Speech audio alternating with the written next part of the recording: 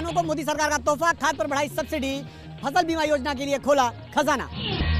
साल के पहले दिन मोदी कैबिनेट की बैठक हुई जिसमें इस बात पर मुहर लगी कि डीएपी खाद का 50 किलो वाला बैग 1350 रुपए में ही मिलेगा। इसके अलावा डीएपी पर 3850 करोड़ रुपए के अतिरिक्त सब्सिडी का भी ऐलान हुआ है, जबकि पीएम फसल बीमा योजना का आवंटन बढ़ाकर 67,515 करोड़ रुपए का कर दिया गया है। दावा है कि मोदी सरकार के इस फैसले से 4 करोड़ किसानों को लाभ मिलेगा। पीएम मोदी ने कहा, इस फैसले से किसानों की फसलों को और ज्यादा मिलेगी सुरक्षा, नुकसान की चिंता में आएगी कमी। आरएसएस के मुखपत्र ने किया मंदिर मस्जिद विवाद पर मोहन भागवत के बयान का समर्थन। लिखा, मंदिरों पर ये कैसा दंगल। पांचजन्य के संपादकीय में इस बात पर जोर दिया गया है कि मंदिर हिंदुओं के विश्वास का केंद्र होते हैं, लेकिन राजनीति के लाभ के लिए इनका इस्तेमाल स्वीकार नहीं है। इस लेख में ये भी कहा गया है कि मोहन भागवत ने अपने बयान के जरिए समझदारी भरा रुख अपनाने का संदेश दिया था। अब समाजवादी पार्टी बीजेपी पर सवाल उठा रही है। जो लोग विवाद पैदा कर रहे हैं, नए नए मुद्दे उठा रहे हैं, वो वैचारिक रूप से उन्हीं लोगों से जुड़े हुए लोग हैं। उन सबके कहने के बावजूद ये क्यों हो रहा है? दरअसल कुछ दिनों पहले संघ प्रमुख मोहन भागवत ने एक बयान देते हुए कहा था कि कुछ लोग मंदिर मस्जिद का मुद्दा उठाकर नेता बनने की सोचते हैं, जो कि गलत है। संभल में मस्जिद के सामने बन रही पुलिस चौकी पर बढ़ा विवाद। ओवैसी ने बताया, वक्फ की जमीन। विवाद संभल से जुड़ा है और बयानों की गूंज हैदराबाद से सुनाई दे रही है। एक ही दिन में केस बढ़ता है, 1.5 घंटे में ऑर्डर हो जाता है, 1 घंटे के अंदर सर्वे हो जाता है और 5 लोगों को गोली मार कर शहीद कर दिया जाता है। इससे भी दिल नहीं भरा तो मस्जिद की, संभल की मस्जिद के सामने 100 मीटर नहीं बल्कि उसके 5 फीट के फासले पर आउटपोस्ट बना रहे हैं।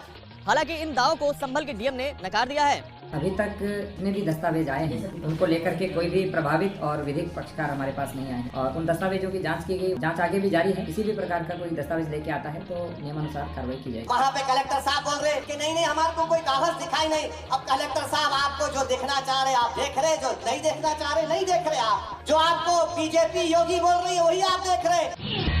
ओवैसी ने यह भी दावा किया कि एएसआई के किसी भी स्मारक के 100 मीटर के दायरे में कोई निर्माण नहीं हो सकता है, लेकिन इसके बावजूद शाही जामा मस्जिद के ठीक सामने पुलिस चौकी का निर्माण हो रहा है।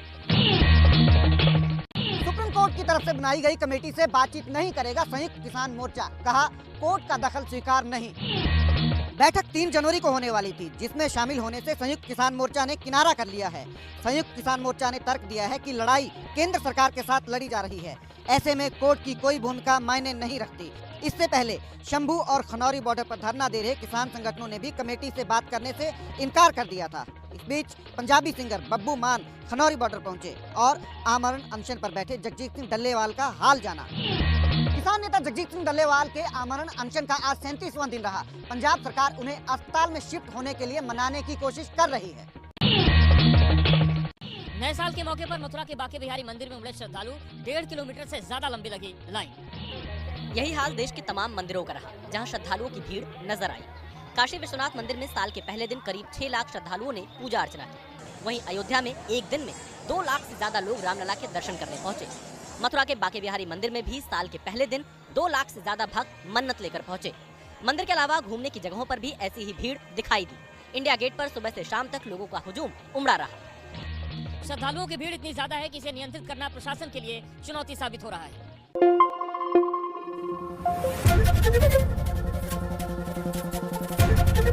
एबीपी न्यूज़ आपको रखे आगे।